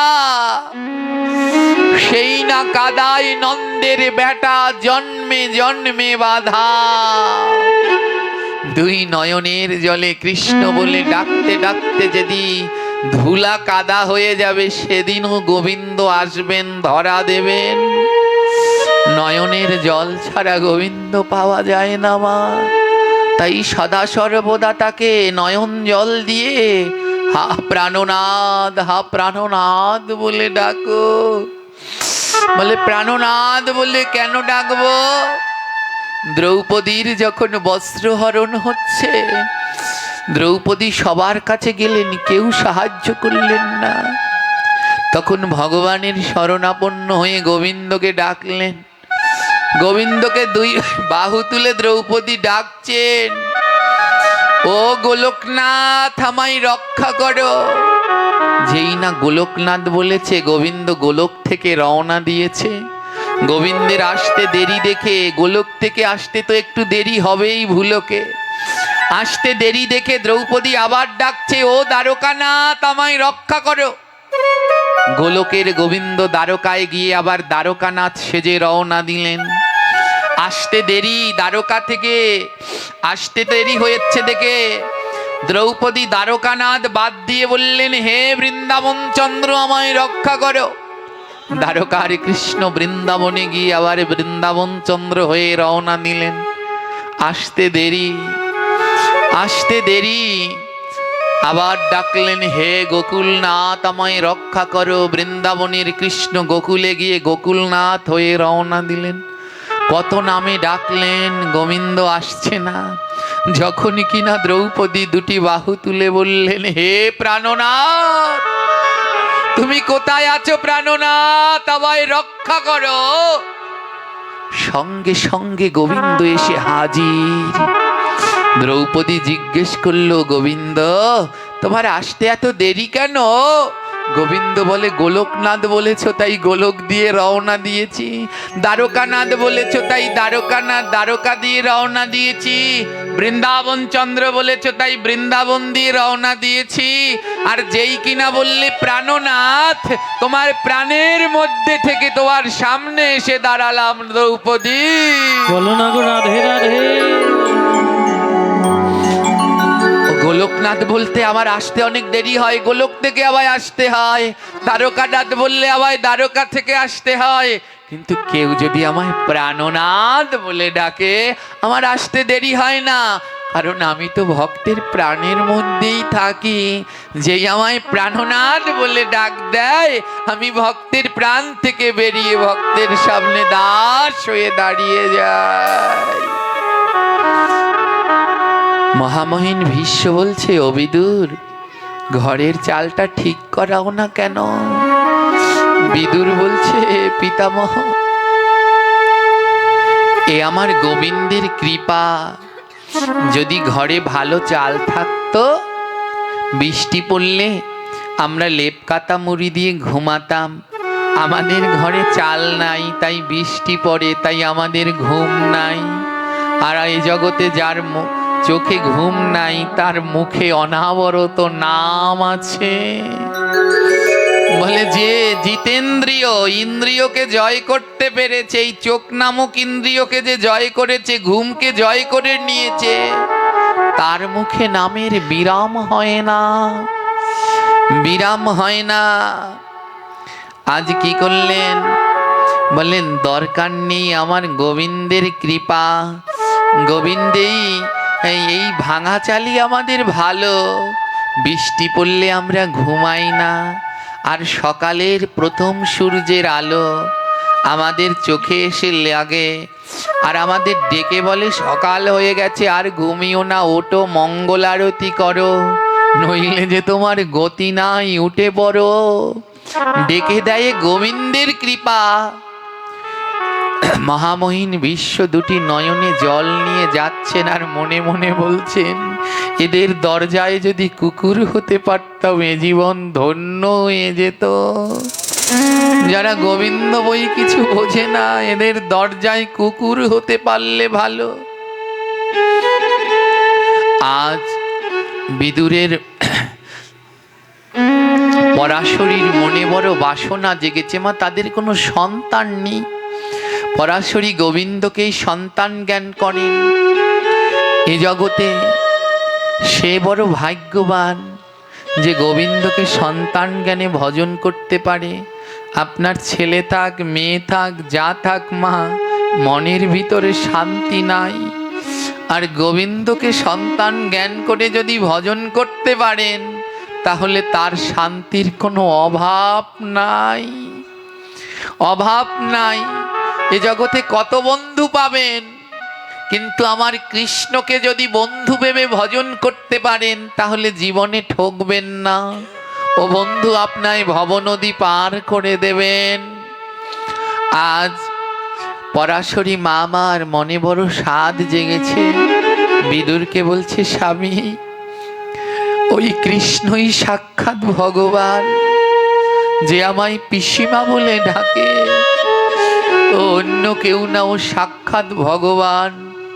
প্রতিদিন তো ভোগ লাগাই, আজ নিজের হাতে আমার মনে বড় বাসনা, নিজের হাতে ওর বদনে তুলে দেব, ওর বদনে তুলে দেব, তুমি একটু নিমন্ত্রণ করবে। বিদুর বলে আমরা তো কাঙাল, কি দেবে কৃষ্ণ আসলে? পরাশরী বলে আমি রোজ ভিক্ষায় যাই জানো স্বামী, যদি কেউ আমায় চিকন চাল দেয়, সরু চাল দেয়, আমি ওই চালটা রান্না করি না, যত্ন করে রেখে দেই। ওই সরু চাল দেখলেই মনে পড়ে এ চাল আমার জন্যে নয়, আমার গোবিন্দ সেবার জন্য আমি জমা করে রেখে দিয়েছি স্বামী। আর আমি একটা কলা গাছ রোপণ করেছি, আর যখন রোপণ করেছিলাম সেদিন মনে মনে বলেছি এই গাছে যদি কলা হয় তবে গোবিন্দ সেবায় লাগাবো। এক পাশে দাঁড়িয়ে মহাজন বললেন, গাছ কি জানেন আপনি, আমি, আমরা সবাই এ জীবন কখন ধন্য হবে জানেন? রাবণের 1,00,000 পুত্র ছিল, একটা পুত্র জীবিত ছিল না। মন্দাদরী জিজ্ঞেস করলেন রাবণকে, স্বামী তুমি যদি চাইতে একটা পুত্রকে বাঁচাতে পারতে, এ বংশ রক্ষার জন্য একটা ছেলেকে বাঁচাতে পারতে। রাবণ বললেন, জানো এ জগতে গাছ লাগালে তখনই গাছের সার্থকতা, যদি গাছের ফুল ফল গোবিন্দ সেবায় লাগে, ফুল ফল গোবিন্দ সেবায় লাগে। মন্দাদরীকে রাবণ বলছে, জানো মন্দাদরী, আমি হলাম সেই রাবণ নামক গাছ, আর এই গাছে ফুল হয়ে আমার 1,00,000 পুত্র ধরা দিল, তাই আমি গোবিন্দের চরণে সমর্পণ করে দিলাম, ওই রাম চরণ পেয়ে যেন ওরা উদ্ধার হয়ে যায়। আজ পরাশরী বলছে, স্বামী আমি এই কলা ছড়া লাগিয়েছি, কলা হয়েছে, যেদিন লাগিয়েছিলাম বলেছিলাম কলা হলে গোবিন্দকে দেব। আজ যেহেতু কানাই হস্তিনাপুরে, যাও স্বামী তুমি গিয়ে নিমন্ত্রণ করো, আজ দুপুরবেলা যেন এই কুঠিরে, এই ভাঙা কুঠিরে দুটো অন্ন সেবা করে গোবিন্দ। পরাশরী বললেন, বিদুর বললেন, শুধু ওই অন্ন আর কলায় কি হবে? যার বাবার 9,00,000 ধেনু, কত ছানা মাখন, সে কি আমাদের এই ক্ষুদন্ন সেবা করবে পরাশরী? পরাশরী বলে, আমার গোবিন্দের এত কৃপা জানো না, এ জগতে যা কারো পছন্দের নয় তা আমার গোবিন্দের পছন্দ। থোর মোচা শাক ও আমার প্রভুর বড় প্রিয়, আমি কুড়িয়ে আনবো, থোর মোচা শাক রান্না করব, তুমি চিন্তা করো না, যাও। বিদুর আজ রওনা দিয়েছে গোবিন্দকে নিমন্ত্রণ করতে। দুর্যোধন খবর পেল, দুর্যোধন খবর পেল বিদুর যাচ্ছে। শকুনি মামা বুদ্ধি দিল, যদি বিদুর কৃষ্ণকে তার ঘরে নিয়ে যায় তাহলে কৃষ্ণ তাদের পক্ষের হয়ে যাবে। যাও দুর্যোধন, তুমি বিদুরের আগে যাও, আর গিয়ে কৃষ্ণকে নিমন্ত্রণ করো। বিদুরও গেলেন, দুর্যোধনও গেলেন। ভগবান শ্রীকৃষ্ণ বললেন, বলো কি বলতে চাও? এ জগতে যারা ভক্ত তারা সব সময় নিচু, পিছনে থাকতে চায়। বলো কে আগে বলতে চাও? দুর্যোধন বলছে, আমি যুবরাজ, আমি আগে বলবো। বলো। হে কৃষ্ণ, আজ দুপুর বেলায় তোমার আমার অঙ্গনে নিমন্ত্রণ। আজ তোমায় সোনার থালায়, সোনার গ্লাসে, সোনার বাটিতে 56 ভোগ খেতে দেব। আজ দুপুর বেলায় তুমি কিন্তু আমার আঙিনায় যাবে। বাহ, আমার কোনো কিছুর অভাব নেই, সোনার থালা গেলাসে দেব, অভাব নেই। ও ভালো। বিদুর, তুমি কিছু বলতে চাও? বিদুরের দুটি নয়নে জল। গলায় উত্তরীয়, হাত জোর করে হাঁটু গেড়ে মাটিতে বসে বলছে, হে গোবিন্দ, আমি বড় কাঙাল, আমি বড় গরিব প্রভু। আজ আমার সহধর্মিণী পরাশরীর মনে বাসনা হয়েছে, মনে বাসনা হয়েছে, আজ দুপুর বেলায় তুমি আমাদের ঘরে দুটি ক্ষুদন্ন সেবা করবে প্রভু। আজ ভগবান ভক্তকে পরীক্ষা করতে বলছেন। শোনো বিদুর, আমি কাঙালের বাড়ি যাই না, যে ধনী আমি তার বাড়ি যাই। একথা শুনে দুর্যোধনের আনন্দ, আমি তো ধনী, আমি যুবরাজ, তার মানে কৃষ্ণ আমার বাড়ি যাবে। মনের আনন্দে যুবরাজ দুর্যোধন চলে গেলেন। কৃষ্ণ, তার মানে তুমি দুপুরবেলা আসছো? চিন্তা করো না, আমি আজ যেই থালা গ্লাসে তোমায় খেতে দেব তুমি ও চোখেই দেখোনি। ভগবান কৃষ্ণকে বলছে, তুমি চোখেই দেখোনি। এই বলে দুর্যোধন চলে গেল। বিদুর করজোরে নয়ন ধারায় ঝরছে। গোবিন্দ বলছে, তুমি যাচ্ছ না কেন? বিদুর বলছে, জানো কৃষ্ণ, তোমার পিসি একটা কলা গাছ লাগিয়েছিল, যেদিন থেকে ওই কলা গাছটা লাগিয়েছে সেই দিন থেকে ওই কলা গাছের তলায় বসে কৃষ্ণ কৃষ্ণ বলে কাঁদছে। কবে এই গাছে কলা হবে আর গোবিন্দ সেবায় লাগবে? জানো কৃষ্ণ, ওই কলা গাছটি লাগিয়ে কলা গাছে জল দিতে হয়নি, নয়নের জলে গাছ বড় হয়ে গেছে, আর সেই গাছে আজ ফল ধরেছে, তুমি যাবে না? ভগবান বলছেন, না না, আমি গরিবের বাড়ি যাই না, আমি ধনীর বাড়ি যাই। এক পাশে দাঁড়িয়ে ভক্ত বললেন, কৃষ্ণ এমন বলতে পারলে? বৈষ্ণব বললেন, গোবিন্দ মিথ্যে বলেনি, সত্যি বলেছে। গোবিন্দ গরিবের বাড়ি যায় না, ধনীর বাড়ি যায়। বলে, গরিব কারা, ধনী কারা? বলে, এ জগতে কৃষ্ণ ভজন করে না যারা, ওরা সব গরিব। ওদের মতো গরিব আর নাই যারা কৃষ্ণ ভজন করে না। আর ধনী কারা? বলে, যাদের ধন নেই কিন্তু নয়নে জল আর মনে কৃষ্ণ প্রেম আছে, ওদের মতো ধনী আর কেউ হয় না। ওরা হলো কৃষ্ণ ধনে ধনী। তেমন হলেন আমার রাই ধনী গো। শুধু ধন থাকিলে হয় না ধনী, শুধু ধন থাকিলে হয় না ধনী। মধুর কৃষ্ণ ধন যা নাই হৃদয়, এইভাবে কেবা ধনিয়া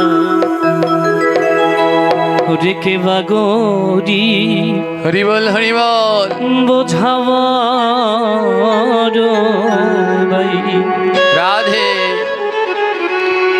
শুধু ধন থাকিলে হয় না ধনী, শুধু ধন থাকিলে ভাবে হয় না ধনী। কৃষ্ণ ধন যা নাই হৃদয়, হবে কেবা ধনিয়া ওরে কেবা গরি বোঝাবার হবে কেবা ধনিয়া ওরে কেবা গরি বোঝাবার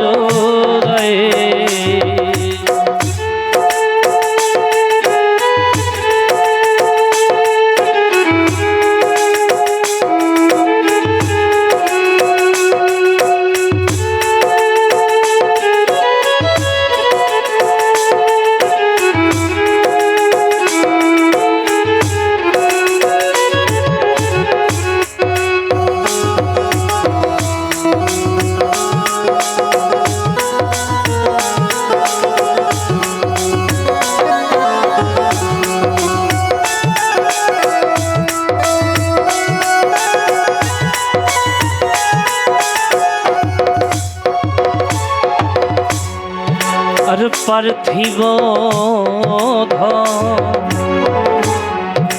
ওরে টাকা করি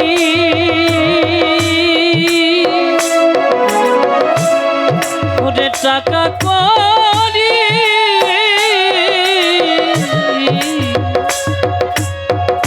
ওরে অমর অর্থ সম্পদ বিষয় মারি ওরে সেদিন যেতে হবে ওমন সকল ছাড়ি ওরে লইয়া লইয়া বিদায় ওমন পার্থিব ওরে টাকা করি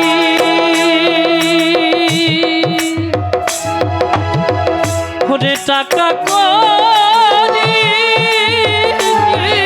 নিতাই গৌর প্রেমানন্দ গৌর হরিব ওরে এই অর্থ সম্পদ বিষয় বাণী ওমন সেদিনই যেতে হবে তোরে সকল ছাড়ি লইয়া বিদায় ওরে সেদিন ওরে সাথের সাথী ওরে আমার এই কৃষ্ণ না সেদিন সাথের সাথী ওরে আমার এই হরির নাম ওরে ধন সম্পদ কি সঙ্গে যায় হবে কেবা ধনিয়া ওমন কেবা গরি বোঝাব বোঝাব দায়ে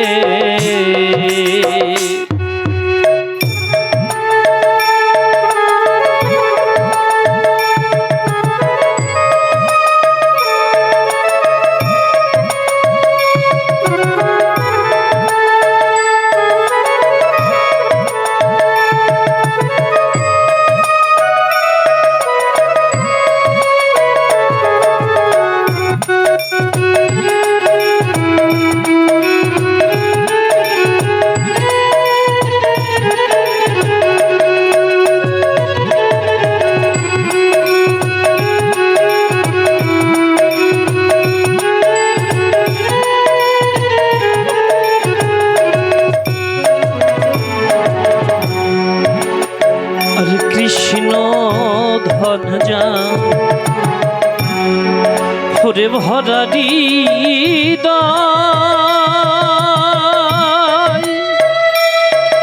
ওরে ভরা হৃদয় এইভাবে ওরে সেজে বড় ধনির তনয় এইভাবে তার সাথে ওমন তুলনা হয় এই সারা বিশ্ব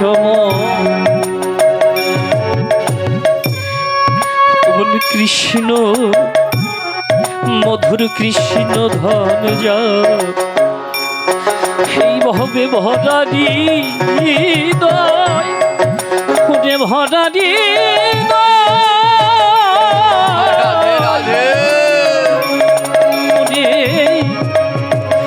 এইভাবে সেজে বড় ধনির তনয় এইভাবে তার সাথে ওরে তুলনা হয় এই সারা বিশ্ব ওরে সেজে প্রেমের সাগরে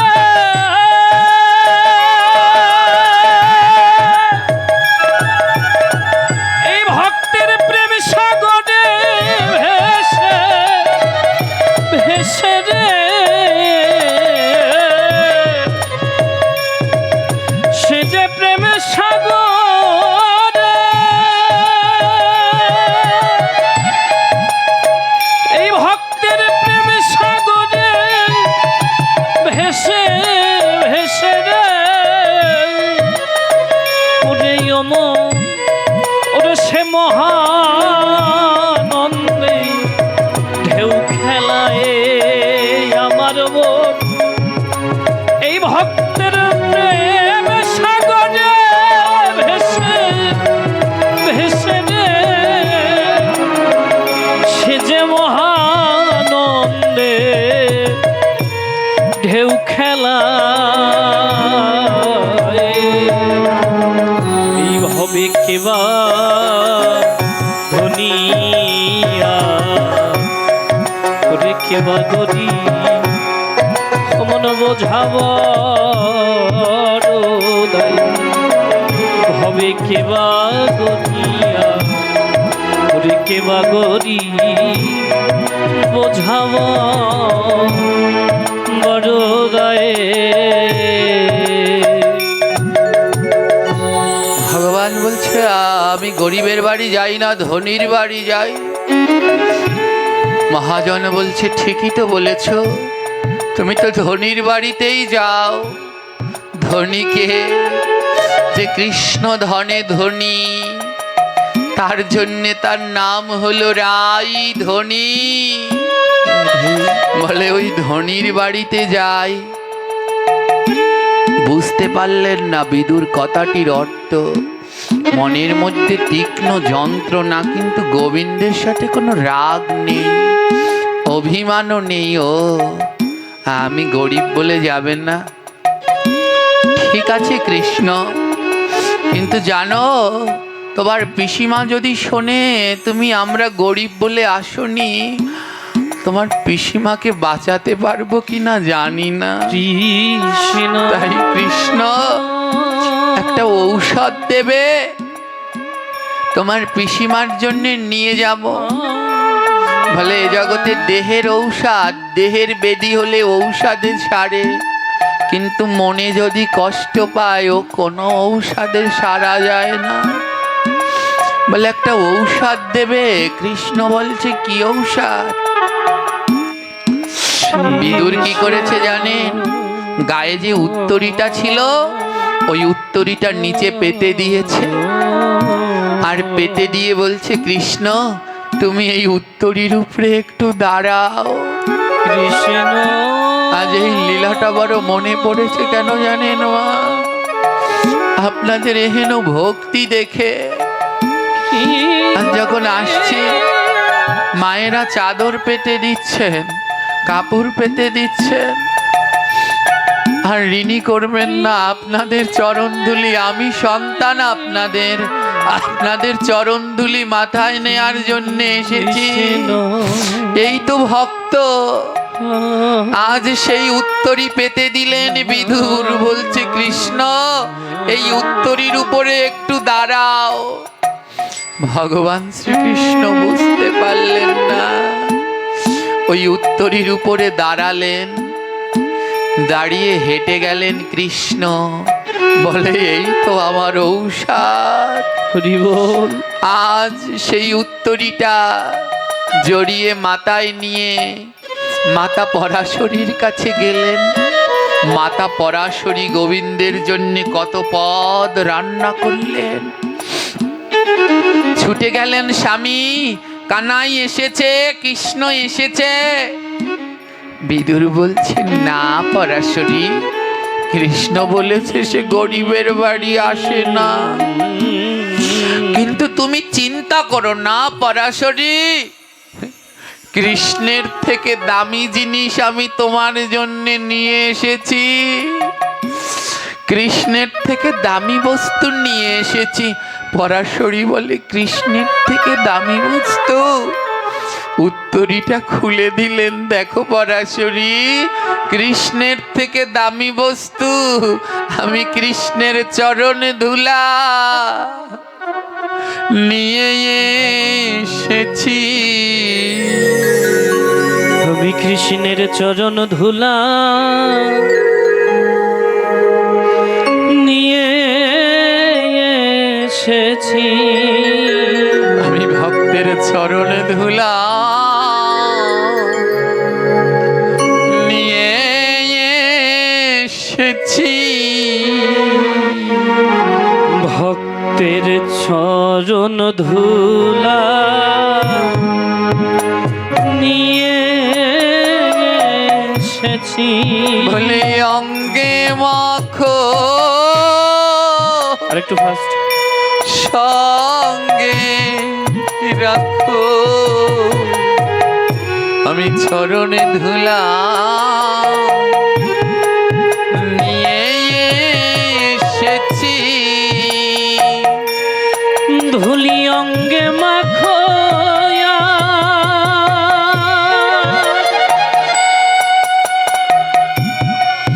ধুলি অঙ্গে তাই গৌর হরি বল হরি বল।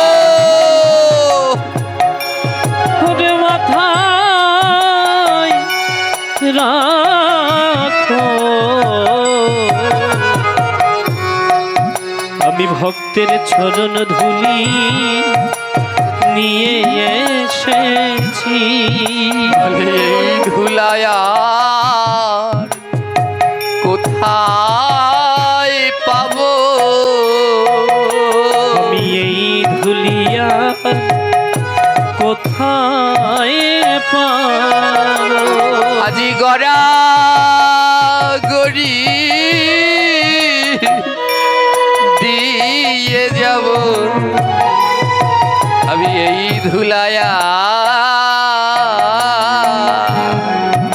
কোথায় পাবো আমি গড়াগড়ি ও রাধে রাধে এমন ভক্ত সঙ্গ কি আর হবে হরি বল অপূর্ব এই ভক্তের ধুলা রাধে রাধে গোবিন্দ গড়াগড়ি দিয়ে যাব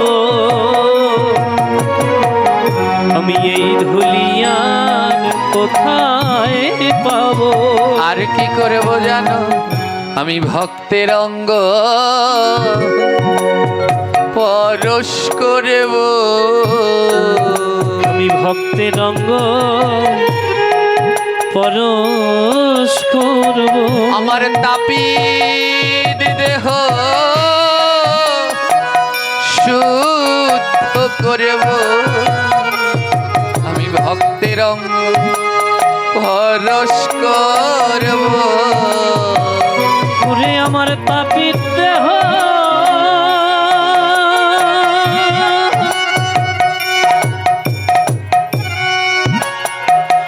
দেহ শুদ্ধ করব আমি ভক্তের অঙ্গ পরশ করব আমার বেলা বেশি নাই রে ভক্ত আমার বেলা বেশিয়া নাই রে ভক্ত আমার বেলা বেশি নাই রে ভক্ত আমার বেলা বেশি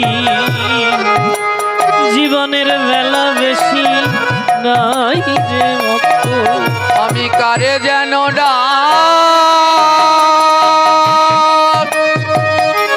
শুনিতে পাই আমার মনে বলে আর বেলা তো না ঘুরে আমি কার যেন একবার দেখা দাও দয়াবান হরি বল হরি বল হরি বল ঘুরে শুনিতে পারি আমার বেলা বেশি নাই রে বাকি কিবোর্ড একটু ছোট বাজা বলি আয় রে একবার সঙ্গ সঙ্গ করি। বলিয়াই রে একবার সঙ্গ করি। আমার তাপিত অঙ্গ শুদ্ধ করি। হরি বল হরি বল। আইরে ভক্ত সঙ্গ করি। আমার তাপিত অঙ্গ এই তাপিত অঙ্গ শীতল করি। বলিয়াই রে ভক্ত একবার সঙ্গ করি। ও পরাশরী, তোমার জন্য আমি কৃষ্ণ আনতে পারি নাই। পারি নাই তবে আমি কি করেছি জানো? জানো আমি ওই কৃষ্ণের চরণ ধুলি এনেছি। এনেছি রে তুমি প্রাণ ভরে ধুলায় অঙ্গে মাখো। প্রাণ ভরে ভগবানের ধুলি অঙ্গে মাখো। আর মা পরাশরীর বদনে আমার হাসি। মা পরাশরী বলে, ও স্বামী, আমি তো ওই কৃষ্ণ চাই না। চাই না ওই কৃষ্ণ আর কৃষ্ণ ভক্তের চরণ ধুলা ছাড়া এই জগতে আর আমি কিছুই চাই না। ও স্বামী, আমি অনেক কষ্ট করে রান্না করেছি, তো তুমি একটা কাজ করো। যা যা রান্না করলাম ওই গঙ্গায় গিয়ে গোবিন্দায় নম বলে গঙ্গার জলে দিয়ে দিও।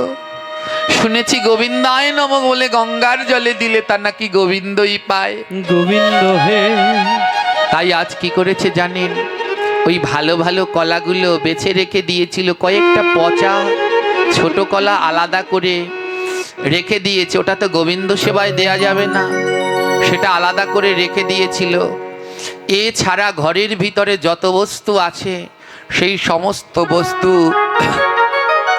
আজ বিদুরকে দিয়ে পাঠিয়ে দিল, যাও গোবিন্দ বলে গঙ্গায় দিয়ে আসো। আর সেটাই আবার প্রাণ গোবিন্দ পাবেন। বিদুর সমস্ত ঘরের রান্না উপদীয় বস্তু আস্বাদীয় বস্তু সব নিয়ে গঙ্গায় গেলেন। আর এদিকে মা পরাশরী আমার সেই গোবিন্দের ধুলামাখা উত্তরীটি অঙ্গে মেখে বসে আছেন, আর দু নয়নে নয়ন ধারায় ভাসছেন।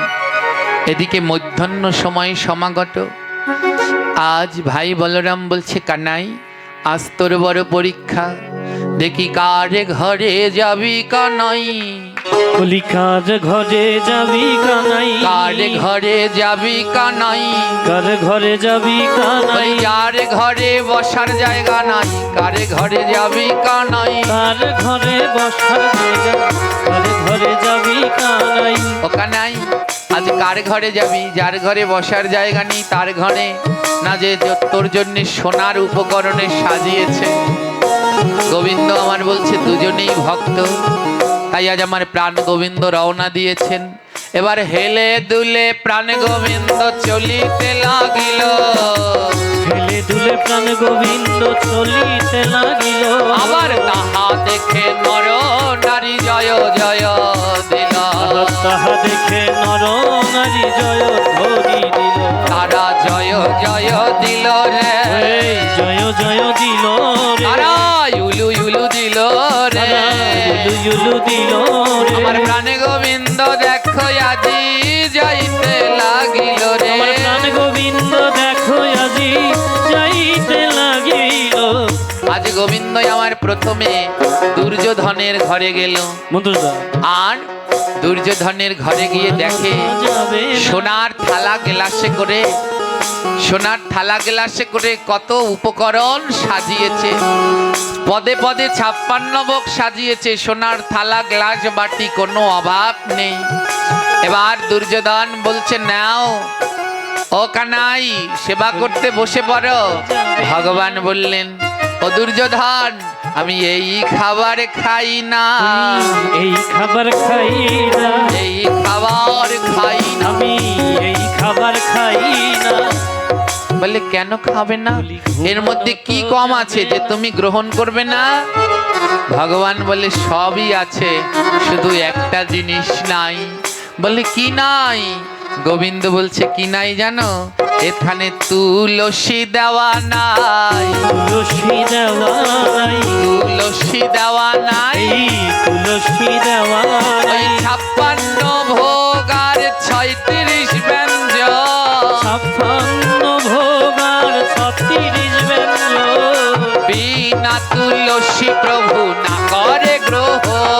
আহা বিনা তুলসী প্রভু না করে গ্রহ। বলে সবই দিয়েছ, শুধু তুলসী দাওনি।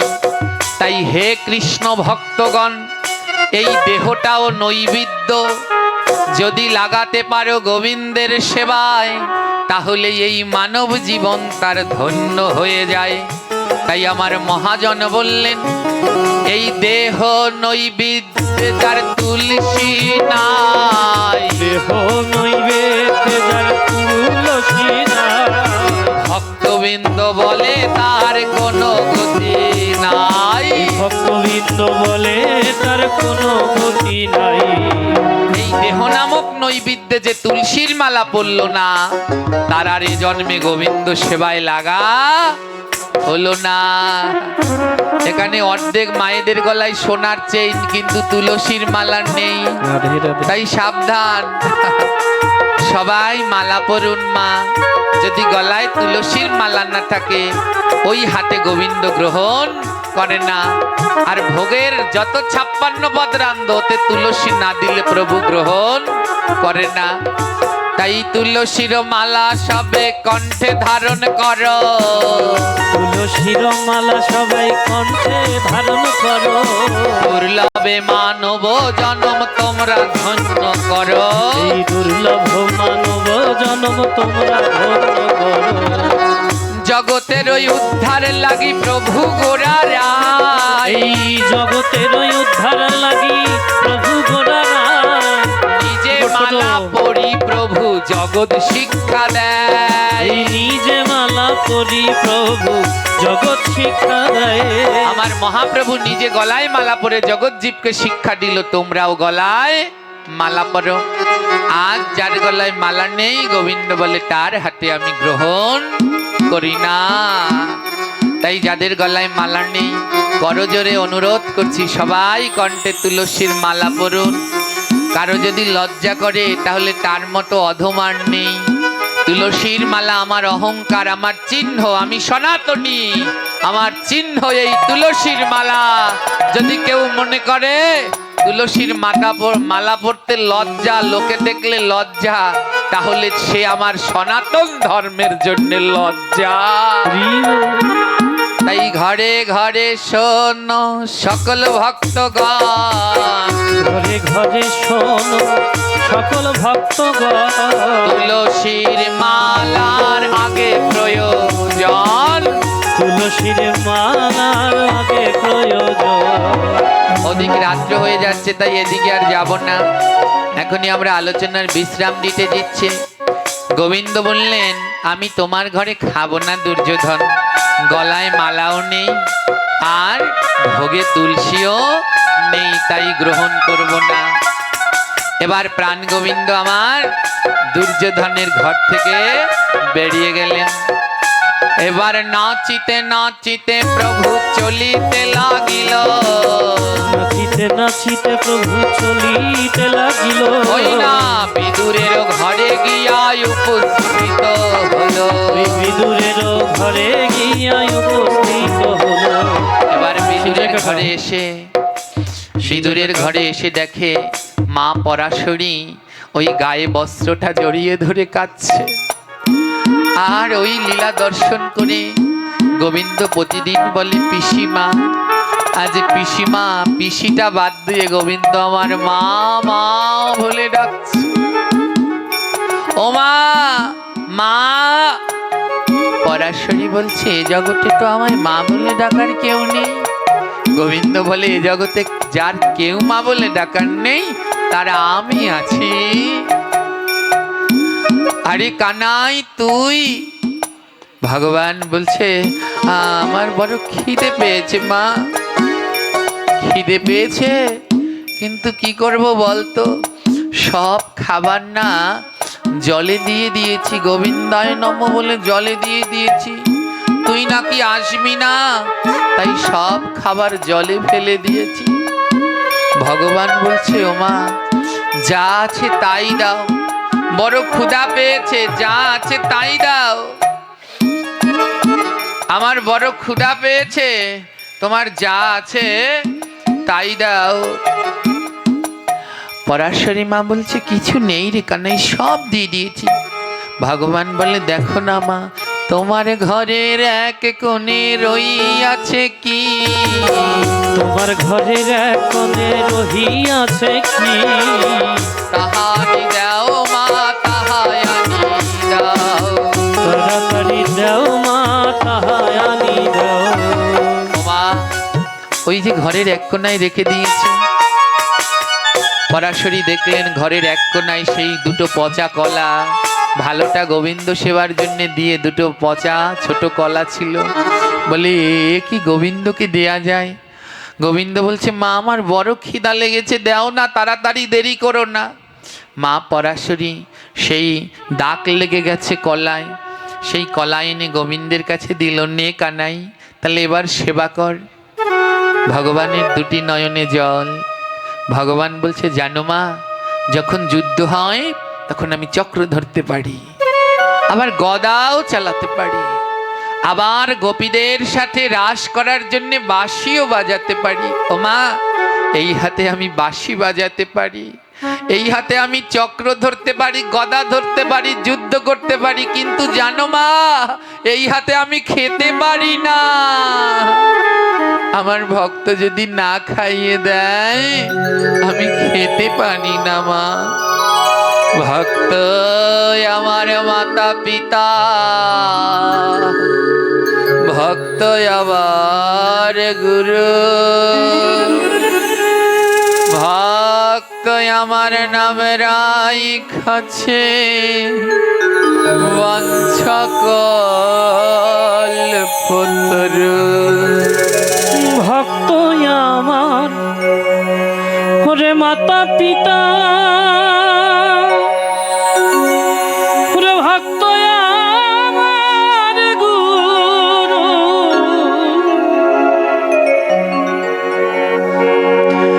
ভক্ত আমার নাম রেখেছে বাঞ্ছা কল্প তরু,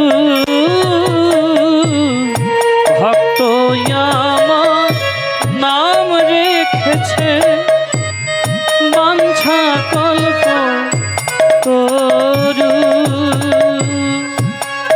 ভক্ত যদি দেয় প্রসাদ তবে আমি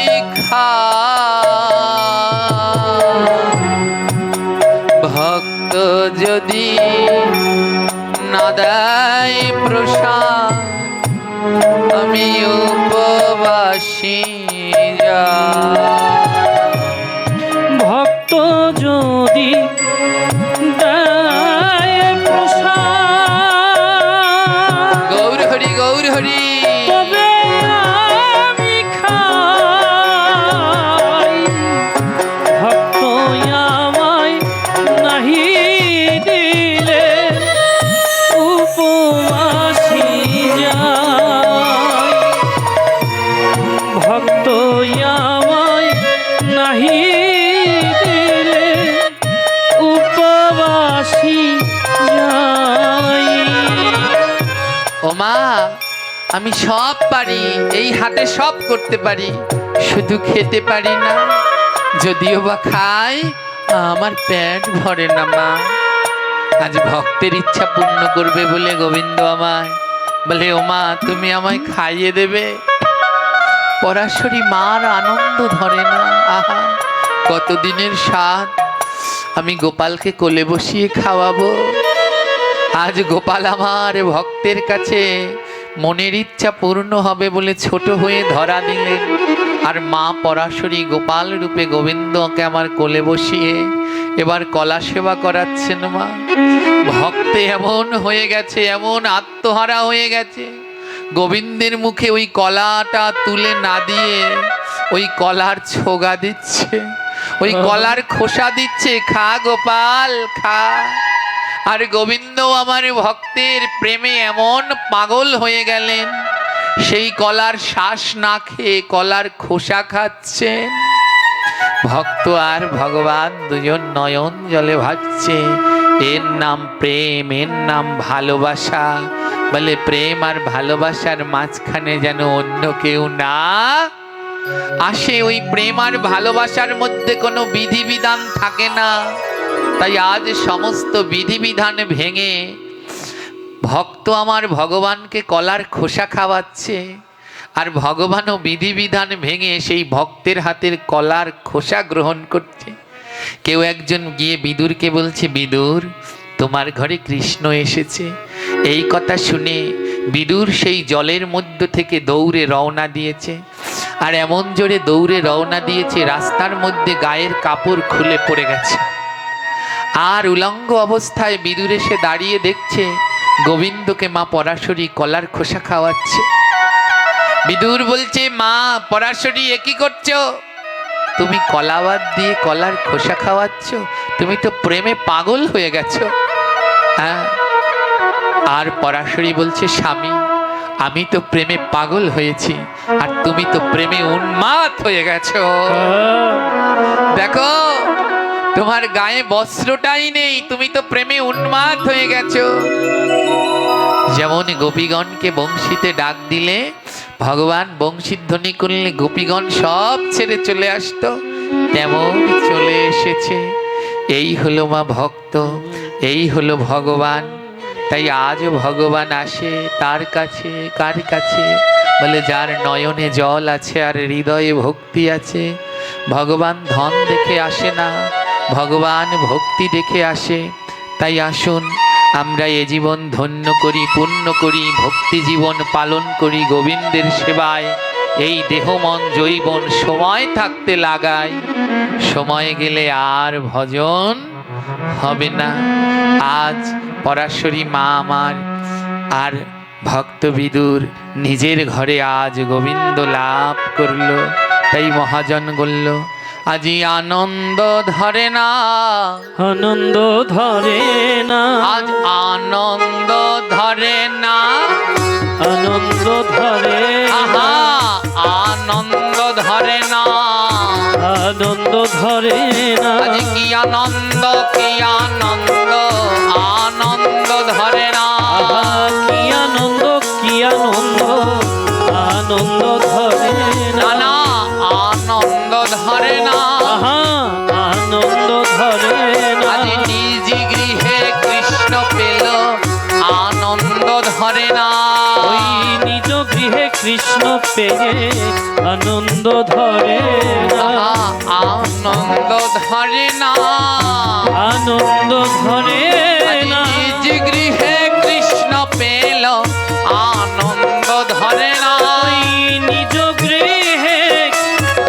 কৃষ্ণ পেল আনন্দ ধরে না, আনন্দ ধরে না, আহা আনন্দ ধরে না, আজ নিজ গৃহে গৌর পেল আনন্দ ধরে না, ওই নিজ গৃহে কৃষ্ণ পেয়ে আনন্দ ধরে না, আজ আনন্দেতে জয় দেয়, জি আনন্দেতে জয় জয়, আজ আনন্দেতে জয় দেয়, আজি আনন্দেতে জয় দেয়, জয় জয় উলু দেয়, আনন্দেতে জয় দেয়, জয় জয় উলুদায় আনন্দেতে জয় আমার দেয়, মাঝে শঙ্খ ধ্বনি দেয়, আহার মাঝে শঙ্খ ধ্বনি দেয়, জয় দেয়, জয় দেয়, মাঝে শঙ্খ ধ্বনি দেয়, ওই জয় দেয় জয় দেয় মাঝে শঙ্খ ধ্বনি দেয়, এই আনন্দ ধরে না, আজি আনন্দ ধরে না, আজ নিজ গৃহে গৌর পেয়ে আনন্দ